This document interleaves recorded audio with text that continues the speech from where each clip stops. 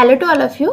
Now students, आज के video lecture में हम सीखते हैं कि कैल्सी स्प्रेडशीट के ऊपर हम किस तरीके से फ़िल्टर को अप्लाई कर सकते हैं। कैल्सी स्प्रेडशीट में या फिर एक्सेल भी है, उसमें यदि आपको फ़िल्टर अप्लाई करना है तो फ़िल्टर हमेशा डाटा के ऊपर अप्लाई होता है। तो इसके लिए मैंने यहाँ पे देखिए एक टेबल बना ली है जिसमें मेरा डाटा है, जिसमें मेरा एक डाटा नेम नाम का है, जेंडर है, एज है और फेवरेट फूड है। ठीक है, ये डाटा है, इसके ऊपर मुझे फ़िल्टर लगाना है। सबसे पहली चीज़, फ़िल्टर हम लगाते क्यों हैं? फ़िल्टर हम लगाते हैं ताकि हमको जो भी डाटा चाहिए वो डाटा मिल जाए, चाहे हमारी टेबल काफ़ी बड़ी हो, यानी हमारी टेबल में भले 1000-2000 का भी डाटा हो, उसमें यदि हमें सिर्फ और सिर्फ एक या दो व्यक्ति का ही डाटा चाहिए तो वो डाटा हमारे सामने आ जाए। ठीक है, तो फ़िल्टर का मतलब होता है कि छटनी करना। हम अपने डाटा को छाट के सेपरेट करके देख सकते हैं, उसको हम फ़िल्टर कहते हैं। तो आइए जानते हैं फ़िल्टर किस तरीके से अप्लाई कर सकते हैं। फ़िल्टर अप्लाई करने के यहाँ पे आपके पास 3 तरीके होते हैं। पहला तरीका तो ये है कि आप जस्ट पहले तो सेल पे क्लिक कर दीजिए। सेल पे क्लिक करने के बाद ऑटो फिल्टर पे क्लिक कर दीजिए, आपका यहाँ पे फ़िल्टर आ चुका है।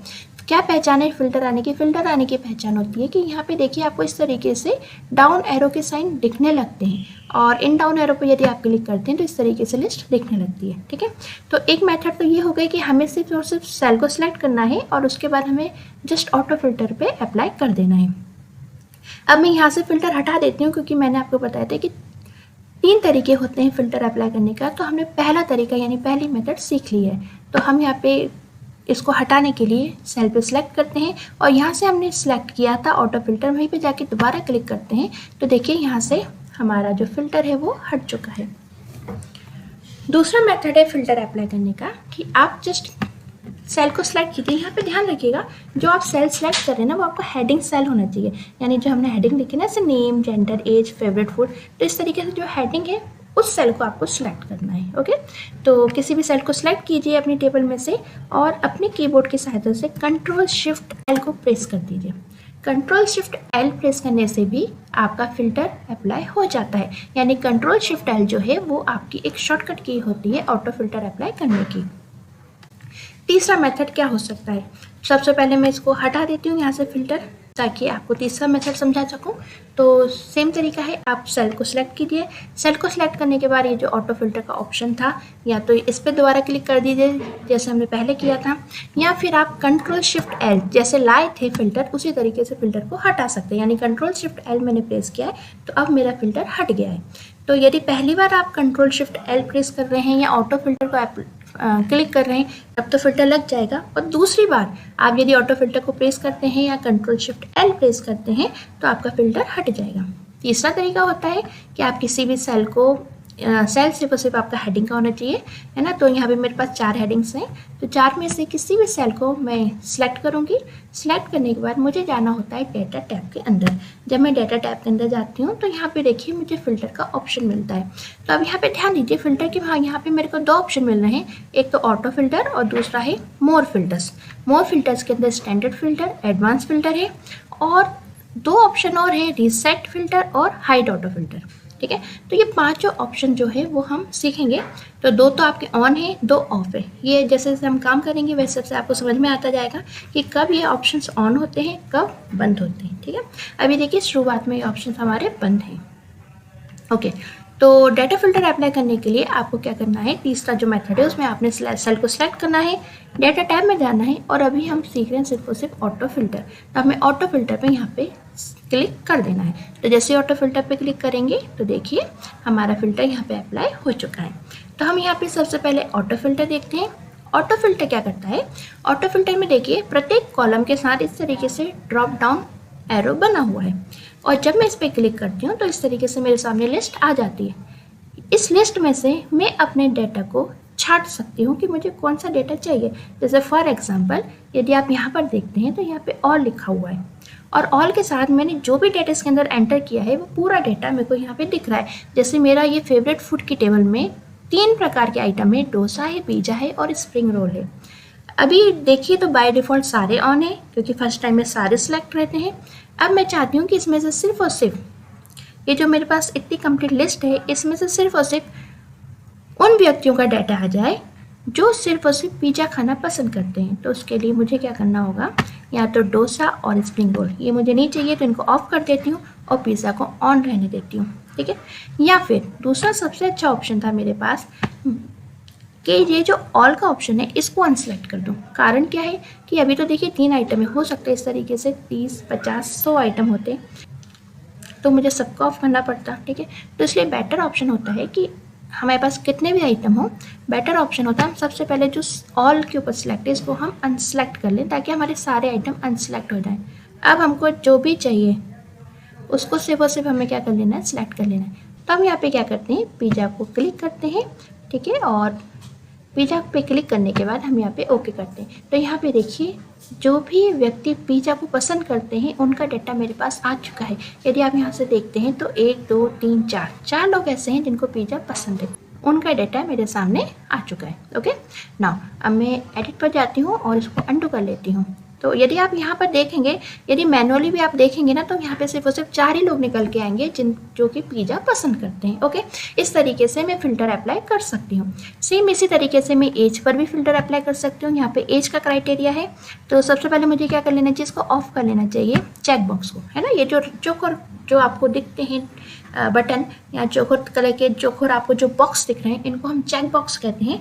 जब हम इनके ऊपर सिंगल क्लिक करते हैं माउस की सहायता से तो ये देखिए ऑन हो जाते हैं, यानी हमने इसको चेक कर दिया है, ऑन कर दिया है। और फिर हम दोबारा क्लिक करते हैं माउस से तो ये ऑफ हो जाते हैं, यानी हमने इनका चेक ऑफ कर दिया है, ठीक है। यानी हमने इसको अनचेक कर दिया है। ओके तो यदि मैं चाहती हूँ सिर्फ और सिर्फ वो व्यक्ति मेरे सामने आए जिनकी एज 30 ईयर्स की है तो उनका रिकॉर्ड मेरे सामने आया, तो देखिए उनका रिकॉर्ड सिर्फ और सिर्फ यहाँ पर एक ही है, ठीक है। राम नाम का व्यक्ति है जो कि 30 एज का है और उसे स्प्रिंग रोल पसंद है।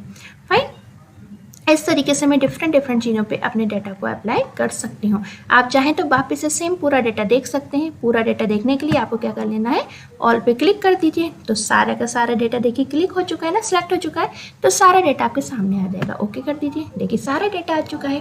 फाइन, ओके तो ये होता है फ़िल्टर। फ़िल्टर मतलब हम क्या कर रहे हैं, अपने अकॉर्डिंग डाटा को सर्च कर रहे हैं या डाटा फ़िल्टर का सीधा सा मतलब है कि भाई हम अपने अकॉर्डिंग डाटा की छटनी या डाटा को सर्च कर रहे हैं। हमें जितना डाटा चाहिए, जितने डाटा की आवश्यकता है उतना डाटा हम यहाँ पर देख लेते हैं। ओके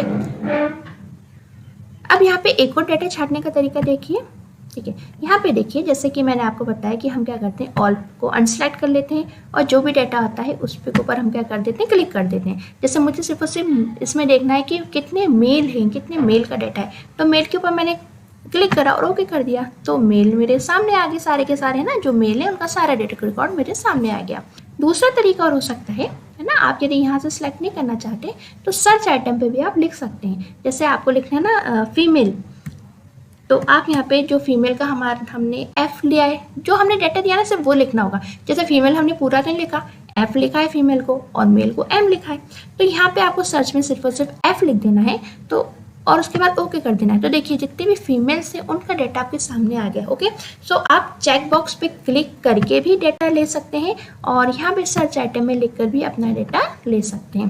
फाइन, चलिए अब मैं दोबारा से सब चीज़ें ऑन कर देती हूँ ताकि पूरा डाटा मेरे सामने आ जाए। तो देखिए इस तरीके से पूरा डाटा मेरे सामने आ चुका है।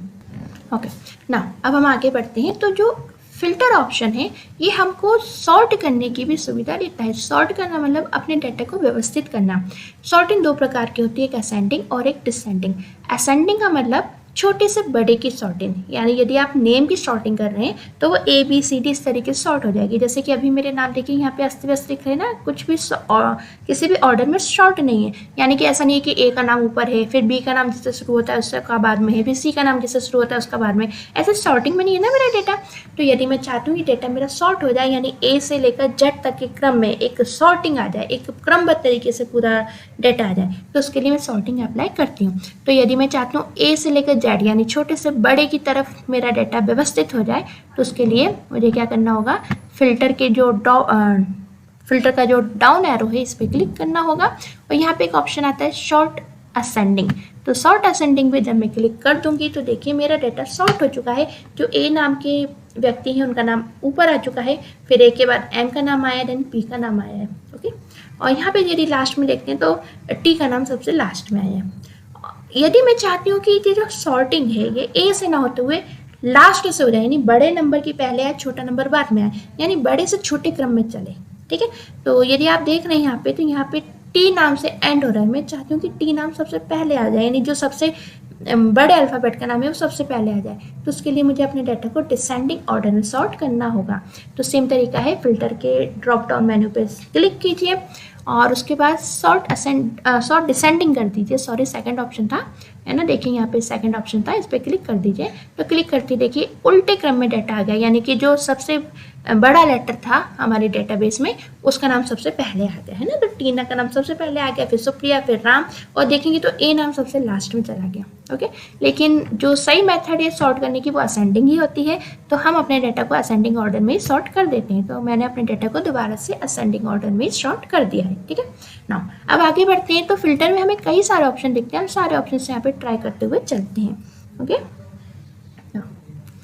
अब यहाँ पे ऑप्शन आ रहा है आपके पास टॉप 10, एम्प्टी और नॉन एम्प्टी। इन तीनों चीज़ों को समझने के लिए हमारे पास क्या कोई एम्प्टी सेल या एम्प्टी रो होनी चाहिए, है ना, तभी हम इसको अच्छे से समझ पाएंगे। तो अब यहाँ पे यदि आप मेरा डाटा देख रहे हैं तो यहाँ पे कोई भी चीज़ एम्प्टी यानी खाली नहीं है। तो हम एक काम करते हैं, यहाँ पे कोई रो को ऐड कर देते हैं। ठीक है, ये देखिए रो को ऐड करने के लिए जस्ट मैंने क्या किया है, मैं सॉरी आपको यहाँ पे बताना भूल गई कैसे किया है। देखिए रो ऐड करने के लिए हमें क्या करना होता है, रो हेडर, यानी यहाँ पे हमारे 1 2 3 4 नंबर लिखे हैं लेफ्ट हैंड साइड, वहाँ पे हमको क्लिक कर देना है। किसी भी नंबर पे क्लिक कर दीजिए। आपको यदि पर्टिकुलर जगह पे ही रो ऐड करनी है तो उस पर्टिकुलर नंबर पे क्लिक करिए। जैसे कि आपको 7 के ऊपर, ये 7 नंबर के ऊपर चाहिए तो 7 नंबर पे क्लिक करिए। और यदि आपको ऐसा है कि कहीं पर भी रो आ जाए तो ये जो 2 से लेकर 12 तक ये इतना बड़ा मेरा डाटा है ना, यहाँ पे कहीं पर भी सेल को या रो को ऐड कर दीजिए। ठीक है, आप कहीं भी क्लिक करके इस रो को ऐड कर सकते हैं। यदि आपको पर्टिकुलर जगह चाहिए तो पर्टिकुलर पर ही क्लिक करिएगा। तो जैसे मैं चाहती हूँ कि 7 के ऊपर मेरी एक नई रो आ जाए, तो 7 में मुझे क्लिक कर देना है और उसके बाद फिर यहाँ पे आके मुझे राइट क्लिक करना है।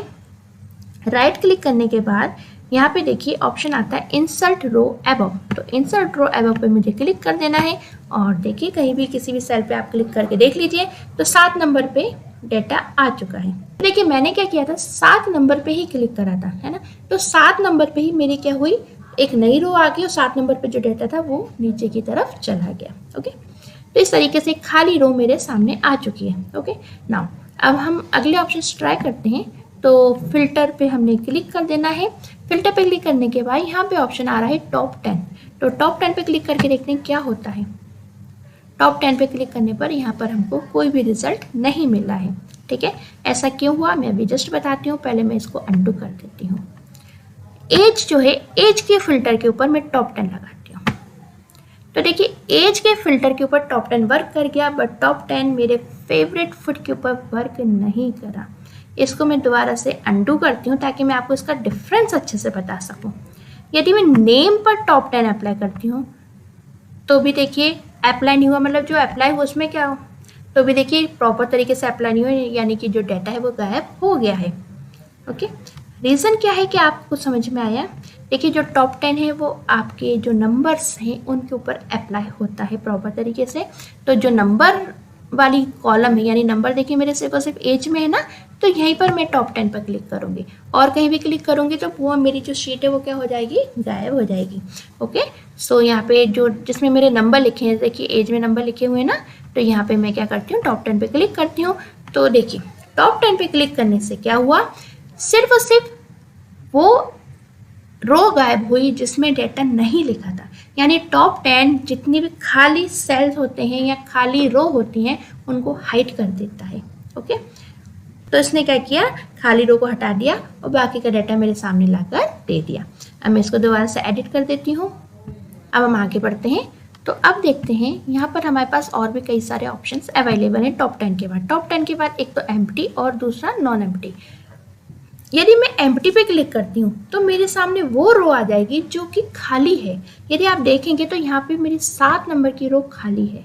ओके, तो किसी भी सेल पे जाके मैं कर सकती हूँ, ऐसा कोई ज़रूरी नहीं कि मैं जेंडर पे ही करूँ। किसी भी सेल पर जाकर मैं यहाँ पे एम्प्टी को सिलेक्ट कर सकती हूँ। तो जब मैं एम्प्टी को सिलेक्ट करती हूँ तो देखिए यहाँ पे आपको लेफ्ट हैंड साइड हेडर में 7 नंबर दिख रहा है, यानी 7 नंबर की रो जो है वो सिर्फ और सिर्फ दिख रही है क्योंकि वो क्या है, खाली है ना।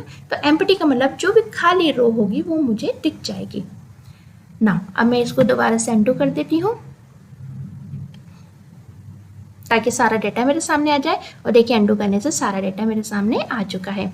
नाउ अब इसके बाद ऑप्शन आता है मेरे पास नॉन एम्प्टी। नॉन एम्प्टी का ये मतलब है कि वो रो जिसमें डेटा नॉन एम्प्टी यानी डेटा भरा हुआ हो, है ना, खाली ना हो। जिस भी सेल में डेटा भरा हुआ होगा वही सिर्फ मेरे सामने आएंगे, क्योंकि क्या लिखा है नॉन एम्प्टी। यदि एम्प्टी होता है तो खाली वाली सामने आती है। नॉन एम्प्टी का मतलब ऐसे सारा डेटा मेरे सामने आ जाए जो कि खाली नहीं है, यानी जो कि प्रॉपर भरा हुआ है। तो मैं नॉन एम्प्टी पे सिलेक्ट करती हूँ। तो देखिए जो 7 नंबर की मेरी रो थी वो यहाँ पे हट चुकी है और सिर्फ और सिर्फ वही डाटा मेरे सामने जो कि खाली है। ओके, ना उसको मैं दोबारा से अंडू कर देती हूँ। अब हम और भी कई सारे ऑप्शंस देखते हैं। तो यदि हम आगे चलते हैं तो हमारे पास एक ऑप्शन आता है टेक्स्ट कलर। ठीक है, यहाँ पे देखिए मैंने अलग अलग कलर से अपने डाटा को लिखा हुआ है। यदि आप बहुत ध्यान से देख पा रहे हैं तो अंशु, प्रिया, इनका डाटा मैंने रेड कलर से लिखा हुआ है। बाकी आर्य, मनु, प्रियंका और राजेश, सुमित, सुप्रिया, टीना, इन सब का डाटा जो है ब्लैक कलर से लिखा हुआ है। और पूजा और राम का डाटा मैंने यहाँ पर व्हाइट कलर से लिखा हुआ है। तो जितने भी कलर से मैंने डाटा लिखा हुआ है उतने कलर देखिए टेक्स्ट कलर के रूप में मेरे सामने आ रहे हैं। 3 कलर से लिखा हुआ है ना, कहीं तो ब्लैक कलर का डाटा है, जैसे आर्य, मनु, इनके ऊपर ब्लैक कलर का डाटा अप्लाई हो रहा है, इनके ऊपर ब्लैक कलर का फॉन्ट लिखा हुआ है ना। किसी पे रेड कलर का फॉन्ट लिखा हुआ है, किसी पे व्हाइट कलर का फॉन्ट लिखा हुआ है। तो मैं रेड पे क्लिक कर दूंगी तो देखिए जो रेड कलर के टेक्स्ट हैं फॉन्ट कलर से लिखे, यानी जो रेड फॉन्ट से लिखे हुए हैं वो सारे के सारे मेरे सामने आ चुके हैं। अब मैं इसको अंडू कर देती हूँ ताकि पूरा डाटा मेरे सामने आ जाए। ना दोबारा से मैं सिलेक्ट करती हूँ डाउन एरो और इसमें ड्रॉप डाउन मेन्यू में ये जो लिस्ट है ना, ये ड्रॉप डाउन मेन्यू भी कहलाती है, इसमें मैं सिलेक्ट करती हूँ बैकग्राउंड कलर। तो बैकग्राउंड कलर जब मैं सिलेक्ट करती हूँ तो देखिए 2 कलर दिखने, एक व्हाइट और एक ग्रीन। एक्जैक्टली बिल्कुल सही है। यदि आप अपनी टेबल में देखते हैं तो आपको इस टेबल में 2 प्रकार के बैकग्राउंड दिख रहे हैं। एक तो व्हाइट, देखिए बाकी सब पे व्हाइट कलर का बैकग्राउंड है, लेकिन सिर्फ और सिर्फ 2 नाम ऐसे हैं जिनका नाम है पूजा और राम। इनके नाम जो है वो बैकग्राउंड कलर से हाईलाइट हो रहे हैं, यानी ग्रीन कलर के बैकग्राउंड कलर इनके ऊपर अप्लाई हो रहे हैं। बाकी सब पे व्हाइट ही कलर है। हम किसी भी डाउन एरो पे क्लिक करते हैं, ये ड्रॉप डाउन मेन्यू लिस्ट पे बैकग्राउंड कलर पर जाते हैं और हमको जैसा भी डाटा चाहिए, सपोज में हम ऐसा डाटा चाहते हैं जिसका कलर यानी इसका बैकग्राउंड कलर ग्रीन हो, तो यहाँ पे हम ग्रीन पे क्लिक करेंगे तो देखिए जितना भी ग्रीन डाटा है वो मेरे सामने आ चुका है। इसके अलावा हम बैकग्राउंड कलर में यदि व्हाइट चुनते हैं तो देखिए जो भी व्हाइट कलर का बैकग्राउंड था वो सारा के सारा मेरे सामने आ चुका है। नाउ अब हम आगे बढ़ते हैं तो हमारे पास आता है स्टैंडर्ड फिल्टर। आप ध्यान दीजिए ये स्टैंडर्ड फिल्टर आपको यहाँ भी दिख जाएगा जब हम ऑटो फिल्टर अप्लाई करेंगे वहाँ। दूसरी बात, ये स्टैंडर्ड फिल्टर आपको डाटा टैब के अंदर जाएंगे, यहाँ पे आपको मोर फिल्टर्स के अंदर स्टैंडर्ड फिल्टर मिल जाएगा। ठीक है, तो चलिए आइए, हमने ऑटो फिल्टर तो अच्छे से पढ़ लिया है। अब हम स्टैंडर्ड फिल्टर की तरफ आगे बढ़ते हैं कि स्टैंडर्ड फिल्टर पे हम किस तरीके से काम कर सकते हैं। देखिए स्टैंडर्ड फिल्टर जो है वो कई सारे कॉलम के ऊपर काम करता है। जैसे अभी यदि ऑटो फिल्टर की मैं बात करूं तो अगर मैंने यहाँ पे सिलेक्ट किया था फेवरेट फूड में सपोज स्प्रिंग रोल, सॉरी ये तो ऑफ हो गया, तो बेटर है कि मैं ऑल के ऊपर पहले ऑफ कर देती हूँ। ठीक है, ऑन करके ऑफ कर देती हूँ और स्प्रिंग रोल पे ही क्लिक कर देती हूँ और ओके कर देती हूँ। तो देखिए स्प्रिंग रोल का मेरा डेटा मेरे सामने आ गया। तो स्प्रिंग रोल का नहीं लेते अपन डाटा, क्योंकि इसमें सिर्फ और सिर्फ फीमेल का ऑप्शन है, मेल का था ही नहीं। तो अपने को ऐसा डाटा लेना है जिसमें मेल और फीमेल दोनों, ताकि हम अच्छे से चीज़ को समझ जाए, इसलिए है ना। तो मैं पिज्जा लेती हूँ, तो पिज्जे में ओके, पिज्जे में देखिए फीमेल भी है और मेल भी है। 3 फीमेल्स हैं जिनको पिज्जा पसंद है और एक मेल है जिसको पिज्जा पसंद है। ठीक है, तो अब ये तो था आपका ऑटो फिल्टर, जिसमें हम एक कॉलम में से किसी भी डेटा को छांटते थे, उसके आधार पे बाकी कॉलम काम करने लगते थे। मैं सिर्फ और सिर्फ यहाँ से पिज्जा छांट रही थी, तो जैसे ही पिज्जा छांटती थी तो पिज्जा को पसंद करने वाले जितने भी लोग हैं उनका कंप्लीट डेटा मेरे सामने आ गया। पर अब यदि मैं कई सारे कॉलम का यूज करना चाहूँ, मैं चाहती हूँ कई सारे कॉलम्स को देख कर या कई सारे कॉलम का यूज करके मैं अब फिल्टर अप्लाई करूँ, तब उस कंडीशन में मैं स्टैंडर्ड फिल्टर का यूज़ करती हूँ। कई सारे कॉलम कैसे, जैसे कि जिनको पिज्जा पसंद है उनमें से सिर्फ और सिर्फ उन लोगों की लिस्ट है जो कि फीमेल है, यानी कितने फीमेल को पिज्जा पसंद है सिर्फ और सिर्फ वो मुझे जानना है। मुझे मेल को पिज्जा पसंद है या नहीं पसंद, वो चीज़ मुझे नहीं जानना। तो मुझे यहाँ पे जानना है कि कितने फीमेल्स है जिनको पिज्जा पसंद है। तो जब ऐसा क्राइटेरिया हो, जब 2 या 2 से अधिक कॉलम का हम यूज़ कर रहे हो वहाँ पे हम स्टैंडर्ड फिल्टर का यूज़ करते हैं। ओके, तो सबसे पहले तो जो डाटा है उसको अपन कंप्लीट यहाँ पे देख लेते हैं, अंडू कर देते हैं। तो अंडू करने से पूरा डाटा अपने को यहाँ पे दिख जाएगा। डाटा मेरे को दिख गया। अब मुझे क्या करना है, यहाँ पे ऐसा डाटा चाहिए जिसमें मुझे फीमेल की रिपोर्ट मिल जाए कि कितनी फीमेल्स ऐसी हैं मेरे डाटा में जिनको पिज़्ज़ा पसंद है। ध्यान दीजिएगा यहाँ पे हम 2 कॉलम की बात कर रहे हैं, कितनी फीमेल्स, यानी मुझे फीमेल्स की डिटेल्स भी देखनी है और फेवरेट फूड। तो मुझे फीमेल्स कंडीशन है कि ऐसी कितनी फीमेल्स हैं जिनको कि पिज़्ज़ा पसंद है। ठीक है, तो ये 2 कॉलम हो गए ना, जेंडर का कॉलम अलग हो गया, फेवरेट फूड का अलग हो गया। तो जब भी 2 या 2 से अधिक कॉलम की बात आती है तो हम यूज़ कर लेते हैं यहाँ पर स्टैंडर्ड फिल्टर का। तो जब भी हमारे पास अधिक कॉलम की बात आती है तो हम यूज़ कर लेते हैं यहाँ पे स्टैंडर्ड फिल्टर का। स्टैंडर्ड फिल्टर है, उसको चुनने के लिए हमें सबसे पहले अपने डाटा को क्या कर लेना है, पूरे डाटा को चुन लेना है। पूरे डाटा चुन लेने के बाद हम डाटा टैब के अंदर जाते हैं और मोर फिल्टर्स पे जाने के बाद हम स्टैंडर्ड फिल्टर के ऊपर जाते हैं। स्टैंडर्ड फिल्टर में जाने के बाद हम यहाँ पे चुन लेते हैं फील्ड नेम। मुझे देखिए यहाँ पे जेंडर का चाहिए, तो कि जो जेंडर है वो कैसे है, फीमेल है। और दूसरा मुझे चाहिए कि दूसरा ऑप्शन चाहिए कि ऐसे जेंडर आए फीमेल जिनको पिज़्ज़ा पसंद है। ठीक है, तो यहाँ पे देखिए ऐसा काम मैं कैसे करूँगी। सबसे पहले फील्ड नेम, फील्ड नेम में मुझे कौन चाहिए, जेंडर। कौन सा जेंडर चाहिए, जिनकी वैल्यू क्या हो, फीमेल हो, यानी जो फीमेल है। तो वैल्यू में मैं यहाँ पे क्या लिख दूँगी, F। यहाँ पे ध्यान रखिए, इसमें यहाँ पे कंडीशन आएगी इक्वल, है ना। यहाँ पे कंडीशन हैं, इसमें कई सारे ऑप्शन हैं, तो यहाँ पे कंडीशन इक्वल आएगी, है ना। इक्वल का ये मतलब है कि जेंडर के कॉलम में यहाँ पर भी फीमेल लिखा हुआ है, उनका डाटा मेरे सामने आ जाए। अच्छा, सिर्फ और सिर्फ फीमेल का ही डाटा नहीं है, यदि मुझे एक ही डाटा चाहिए, सिर्फ फीमेल की डाटा चाहिए, तो ऑटो फिल्टर ही बेस्ट है। ऑटो फिल्टर से तो फटाफट आ जाता। मैं जस्ट यहाँ पे कॉलम पे क्लिक करती और फीमेल पे क्लिक करती तो सारा फीमेल का डाटा आ जाता। बट मुझे सिर्फ और सिर्फ वो फीमेल चाहिए जिनको पिज़्ज़ा पसंद है ना। तो अब इसके लिए देखिए हम क्या करते हैं। सबसे पहले तो हमें पहली फील्ड लिख ली कि हमें वो जेंडर चाहिए जिनकी वैल्यू फीमेल है। फिर यहाँ पे जब हम क्लिक करते हैं लेफ्ट मोस्ट पर, तो यहाँ पे देखिए हमको 2 ऑप्शन मिल रहे हैं, एंड और। तो यहाँ पे हम लगाएंगे एंड। ओके, एंड में हम बताएंगे इसको कि हमें कौन से व्यक्ति चाहिए। हमें उन फीमेल जेंडर्स की लिस्ट चाहिए जिसमें कि फेवरेट फूड क्या हो हमारा, यहाँ पे पिज़्ज़ा। तो या तो हम यहाँ पे मैनुअली भी लिख सकते हैं, यहाँ पे ये वाली बात भी ध्यान दीजिए, यहाँ मैनुअली भी लिख सकते हैं। और मैनुअली नहीं लिखना चाहते हैं तो यहाँ पे एरो का निशान है, इस एरो पे क्लिक करिए और यहाँ पे देखो पिज़्ज़ा मिल रहा है, तो पिज़्ज़ा पे क्लिक कर दीजिए। ठीक है, तो जब भी कोई वैल्यू किसी वैल्यू के बराबर हम ऐसा चाहते हैं तो कंडीशन में हमेशा हमने को इक्वल ही देना होगा। ओके, नाउ इसको ओके कर देते हैं। तो देखिए उन सारी फीमेल्स की डिटेल्स मेरे सामने आ गई जिनको पिज़्ज़ा पसंद है। तो ध्यान रखिए, जब क्राइटेरिया ऐसा हो कि हमारे पास 2 सेल हैं, है ना, यानी एक सेल से तो हमारा काम चलेगा नहीं। ऐसे हो जहाँ पे कंडीशन हमारी एक से अधिक सेलों पे लग रही है तो वहाँ पे हम स्टैंडर्ड फिल्टर का यूज़ करते हैं। फाइन, ना आगे बढ़ते हैं। तो हम पहले इसको अंडू कर लेते हैं ताकि पूरा डाटा हमारे सामने आ जाए। अब हम आगे बढ़ते हैं। तो अभी तक तो हमने स्टैंडर्ड फिल्टर सीखा, तो स्टैंडर्ड फिल्टर से आगे बढ़ते हैं। तो अब हम सीख लेते हैं यहाँ पर एडवांस फिल्टर। तो एडवांस फिल्टर अप्लाई करने का जो सबसे सरल तरीका है वो ये है कि आप सबसे पहले तो क्या करिए कि आपके पास जितनी भी हेडिंग है ना, इन हेडिंग्स को आप कॉपी कर लीजिए और किसी दूसरी जगह पर पेस्ट कर दीजिए। ठीक है, ये देखिए हेडिंग्स मैंने यहाँ पे पेस्ट कर दी है। सबसे पहले तो हमें जितने भी हेडिंग्स उनको क्या कर लेना है, यहाँ कॉपी करके पेस्ट कर लेना है। ठीक है, फिर हमें क्या कर लेना चाहिए, यहाँ पे क्राइटेरिया सेट कर लेना चाहिए। क्राइटेरिया कैसे, जैसे कि अभी आपने देखा था ना स्टैंडर्ड फिल्टर। अब स्टैंडर्ड फिल्टर में आपने क्या देखा कि आपको वहाँ पे एंड का यूज़ करना पड़ रहा था और आप वहाँ पे अलग अलग फील्ड के नाम लिख रहे थे डायलॉग बॉक्स में। यहाँ पे हमको क्या कर लेना है, एडवांस फिल्टर में हमारा काम और भी सरल है। एडवांस फिल्टर में हम डायरेक्ट यहाँ पे लिख देते हैं, जैसे कि मुझे क्या जानना है, सिर्फ और सिर्फ फीमेल के बारे में जानना है और मुझे जानना है उनके फेवरेट फूड के बारे में। अच्छा, फीमेल का अपन जस्ट डाटा देख कर ही आए थे ना, तो अपन यहाँ पे मेल कर देते हैं। ओके ना, और हमें यहाँ पे जानना है जेंडर मेल, कि कितने मेल हैं ऐसे, कि कितने ऐसे मेल हैं जिनको कि डोसा पसंद है।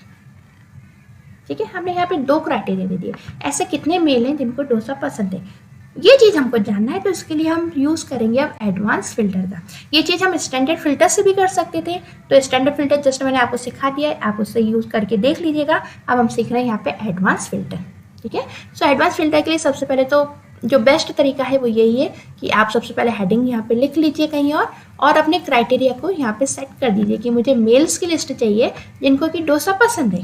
ठीक है ना। अब हमें क्या कर लेना चाहिए, अब हमें जो हमारा ओरिजिनल डाटा है इसको सिलेक्ट कर लेना है। डाटा सिलेक्ट करने के बाद आपको डाटा टैब में जाना है, मोर फिल्टर्स में जाना है और यहाँ पे एडवांस फिल्टर पे जाना है।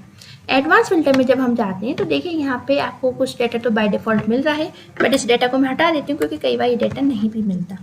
यहाँ पे आपको क्या कर लेना है, ये जो श्रिंक का ऑप्शन है इस पर क्लिक कर देना है।